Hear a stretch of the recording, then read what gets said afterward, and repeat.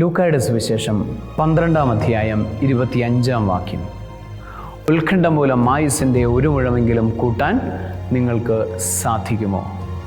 ഉത്കണ്ഠപ്പെടരുതെന്ന് ഈശോ നമ്മളോട് കൽപ്പിക്കുന്നു. ഉത്കണ്ഠ എന്നത് ദൈവ പരിപാലനയിലുള്ള വിശ്വാസമില്ലാതാകുമ്പോൾ നമ്മളുടെ ഹൃദയത്തിൽ ഉയർന്നു വരുന്ന വികാരമാണ് ഉത്കണ്ഠ. ആകയാൽ ഉത്കണ്ഠ ഒഴിവാക്കണമെന്ന് ഈശോ ആവശ്യപ്പെടുന്നു. ഉത്കണ്ഠപ്പെടുമ്പോൾ നമുക്ക് ശരിയാവണ്ണം പ്രാർത്ഥിക്കാനായിട്ട് സാധിക്കുകയില്ല. പരിശുദ്ധാത്മാവിൻ്റെ ആശ്വാസത്തിൻ്റെ അനുഭവം നമുക്ക് ഉണ്ടാകുന്നില്ല. അതാണ് ഉത്കണ്ഠ എന്നതിൻ്റെ അടയാളം. ആകയാൽ ഉത്കണ്ഠ ഒഴിവാക്കാൻ, നമ്മളുടെ പ്രാർത്ഥനയുടെ ആത്മീയ ജീവിതത്തിൻ്റെ ആയുസ് കൂട്ടാൻ നമുക്ക് പരിശ്രമിക്കാം.